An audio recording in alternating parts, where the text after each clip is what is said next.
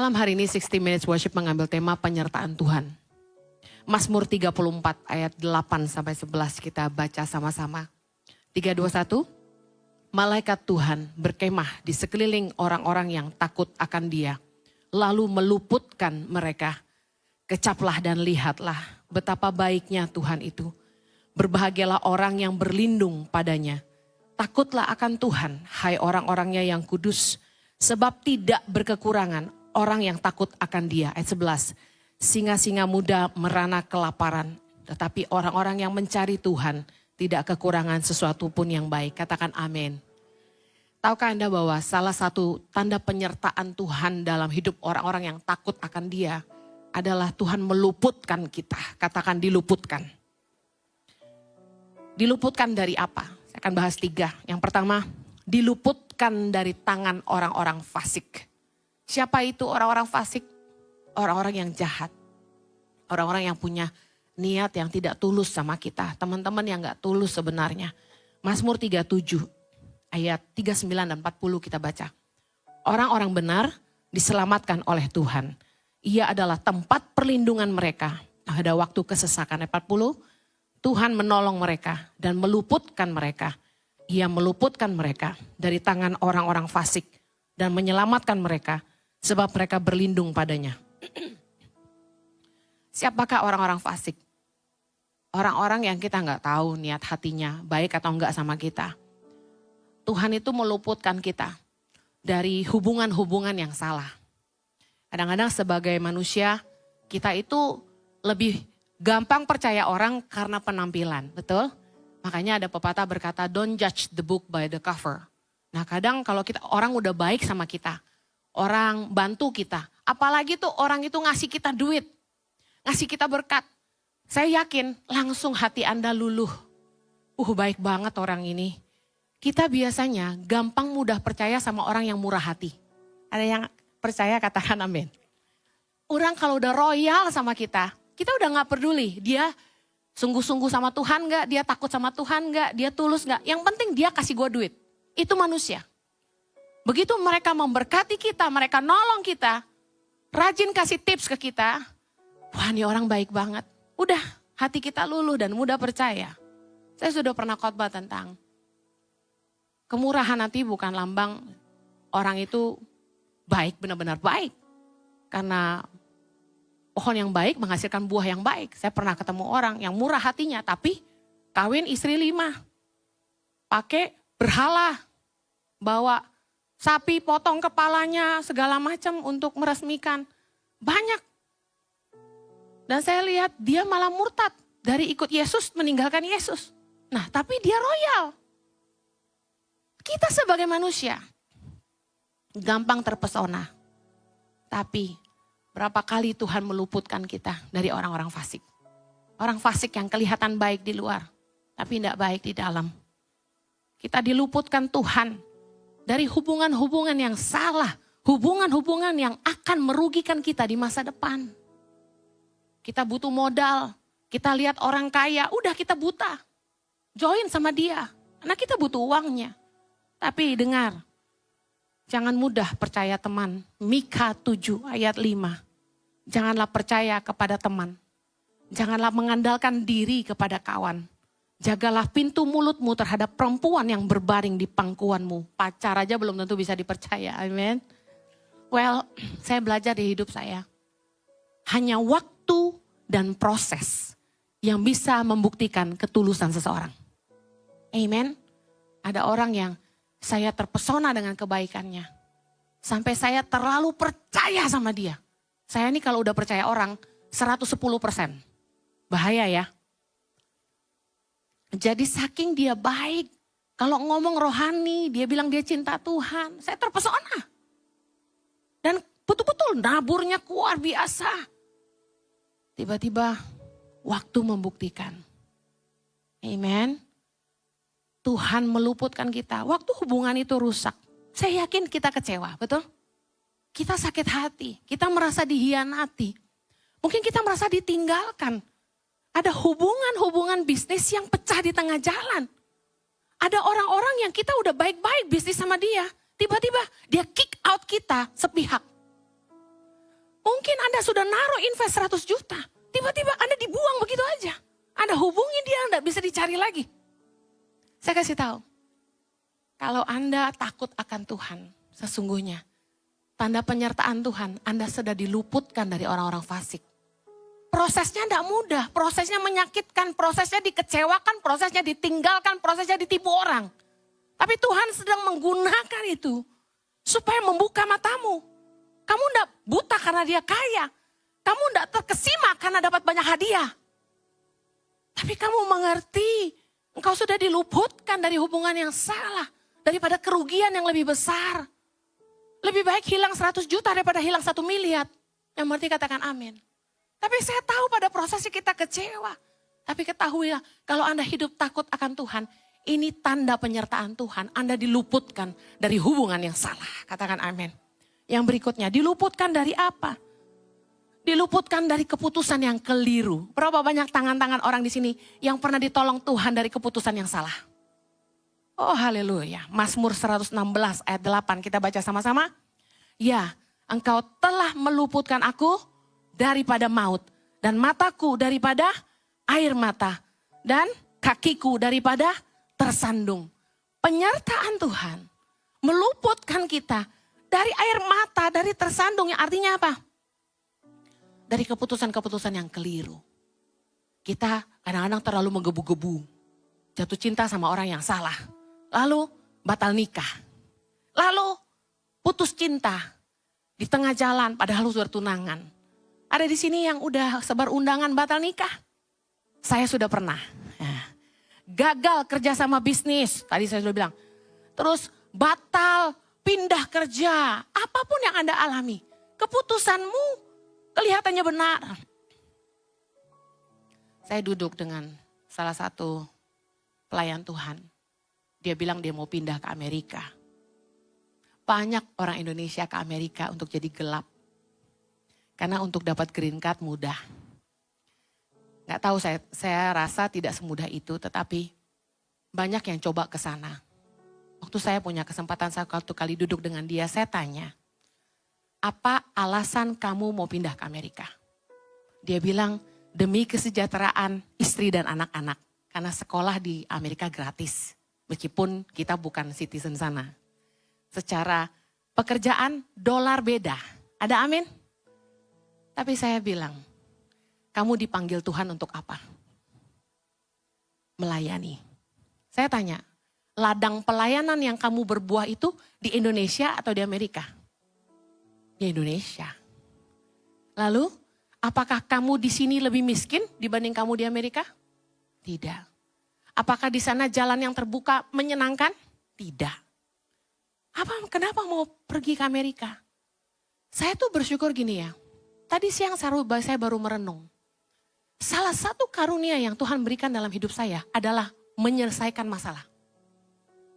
Salah satu kekuatan yang Tuhan tanam di hidup saya adalah saya seorang solution maker. Ketika semua selisih, tengah-tengah pembicaraan meeting, ada masalah begini, ada masalah begitu. Tiba-tiba kayak hikmat Tuhan turun, saya langsung kasih tahu, bikin gini aja. Saya langsung bisa bantu orang untuk pimpin dia cari tahu isi hatinya yang sebenarnya. Lalu berkaca kepada firman Tuhan gitu. Nah, saya bilang gini, banyak kali manusia tidak punya ketajaman seperti itu. Kadang kita terlalu ngandalin orang lain. Kita tanya orang, kalau saya begini bagaimana ya? Kalau saya begitu bagaimana ya? Menurut kamu bagus gak ya begitu? Banyak yang sering di sini begitu. Nanya teman, bagusan baju merah, baju kuning, baju aja nanya orang. Sepatu hijau, sepatu biru, bagus mana? Kita urusan sepatu, baju aja tanya orang. Bayangkan soal masa depan. Kita harus tahu Tuhan itu sayang sama kita. Dia setia sama kita. Kalau kita itu cinta Tuhan, kita takut akan Tuhan. Jangan takut bikin keputusan. Kalau kita salah jalan, Tuhan pasti ingatkan. Tuhan sanggup luruskan. Tuhan bisa pakai orang lain untuk kasih tahu kita. Tuhan bisa pakai lewat satu kejadian, kita lihat lalu kita tersadar. Ngapain gue bikin keputusan begini? Banyak saudara yang pernah ngalamin itu. Ketika hidup mengandalkan Tuhan, Tuhan itu pakai banyak cara untuk membuat kita bijaksana. Ketika Tuhan menyertai kita, Dia membimbing kita lewat Roh Kudus-Nya di dalam batin kita. Mengajar kita segala sesuatu. Mengingatkan kita akan firman Tuhan. Sehingga kita diluputkan dari membuat keputusan yang keliru. Dikatakan firman Tuhan, dari mataku, daripada air mata, daripada lu nangis bombay, mending gak usah kawin. Memang saat kamu putus cinta, waktu kamu batal nikah, kamu sedih banget pasti. Saya sih enggak waktu itu. Waktu saya udah sebarin undangan, 02 mau nikah. Mama saya udah DP di Pantai Mutiara. Saya batalin, saya enggak sedih sama sekali. Bahagia-bahagia aja. Karena saya tahu proses Tuhan. Amin. Kita harus mengenali kalau Tuhan sampai tutup jalan, jangan paksa. Karena Tuhan sedang meluputkan kita dari membuat keputusan yang keliru. Tiap kali saya berdoa sama Tuhan ketika kami harus bikin keputusan, saya bilang gini, Tuhan yang bukan dari Tuhan, batalkan. Tuhan yang bukan dari Tuhan, halangi. Tuhan yang bukan dari Tuhan, tutup pintu. Kalau ada niat-niat jahat orang yang datang mendekati kami, karena kami cuma manusia biasa. Tuhan, halaukan orang itu. Tuhan itu luar biasa. Dalam waktu sekejap, dibukakan, kita tidak jadi bikin keputusan yang salah. Amen. Dia menghalangi kaki kita daripada tersandung. Katakan amin. Yang terakhir, penyertaan Tuhan dalam hidup kita. Kita diluputkan dari celaka dan bahaya maut. Mazmur 41 ayat 2. Kita baca sama-sama. Berbahagialah orang yang memperhatikan orang lemah. Tuhan akan meluputkan dia pada waktu celaka. Katakan amin. Mazmur 56 ayat 14. Kita baca sama-sama. Sebab engkau telah meluputkan aku daripada maut. Bahkan menjaga kakiku sehingga tidak tersandung. Maka aku boleh berjalan di hadapan Allah dalam cahaya kehidupan. Berapa banyak saudara yang pernah marah-marah waktu penerbanganmu dibatalkan? Ada di sini yang marah-marah di counter pesawat terus bilang gini, saya ada meeting. Kamu bikin meeting saya yang penting itu batal. Saya ada kawinan. Ada yang sakit. Kita marahin tuh mbak-mbak di counter. Dia salah apa ya kan? Pernahkah Anda berpikir bahwa Tuhan izinkan pesawat kita dibatalkan? Karena mungkin akan ada kecelakaan. Kalau kita terjebak di tengah-tengah bencana sekalipun, saya kasih tahu. Tuhan meluputkan kita dari maut. Tuhan meluputkan kita dari celaka. Saudara tahu bahwa ketika saya dan suami bawa tur ke Israel waktu perang yang lalu, saya lupa bulan berapa kita. Oktober tahun lalu. Dalam prosesnya kami ngalamin, waktu kami lagi bawa 60 Minutes Worship ke Israel, tiba-tiba kami lagi masuk ke Yerusalem. Boleh tampilkan gambarnya ya, biar jemaat lihat. Itu salah satu peserta tur kami. Orang Indonesia memang gak takut mati. Di saat rudal Hamas ditembakkan ke atas kota Yerusalem, kami sedang di Yerusalem. Kami disuruh mengungsi ke bangker-bangker hotel. Itu di atas kepala betul-betul ada rudal sedang berterbangan. Kami belum pernah mengalami ini. Jadi kami tidak pernah dilatih apa yang kami harus lakukan apabila terjadi perang. Karena setahu kami dalam sejarah ketika Israel perang, kapan Israel nggak pernah perang? Selalu perang. Kota-kota di mana jadi tempat kunjungan rohani itu tidak pernah diserang. Karena itu dua agama berpusat di situ kan. Nggak cuma dua agama. Banyak agama yang punya tempat suci di situ kan. Nah, kagetnya ketika kami di Yerusalem, persis di kota Yerusalem, rudal itu turun di atas kepala, tentu saja karena ada Iron Dome, tidak bisa sampai meledakkan kota kami di mana kami berdiri. Nah, saya lihat dengan mata kepala sendiri, rudal itu berterbangan di atas kepala. Saya baru pernah merasakan ayat ini jadi kenyataan dalam hidup saya bahwa Tuhan meluputkan kita dari maut. Kalau waktu itu kami bawa 231 orang kena bom, itu jadi sejarah buat dunia. 231 jemaat Indonesia diledakkan di Yerusalem gitu kan. Tapi bagaimana kami menyaksikan penyertaan Tuhan yang begitu luar biasa. Kami dilindungi Tuhan, amen. Kita diluputkan Tuhan. Mungkin Anda bilang gini, Bu Heni, karena Iron Dome-nya Israel hebat, Anda gak tahu aja. Beberapa ada yang kena, beberapa ada yang mendarat itu rudal dan diledakkan di sekitaran daerah dekat bandara. Saya cuma tahu malam itu saya tidur di hotel itu. Karena kami tidak bisa langsung menyeberang. Puji Tuhan begini, kejadian waktu rudal itu datang, kami besoknya sudah harus ke Jordan. Jadi malam terakhir.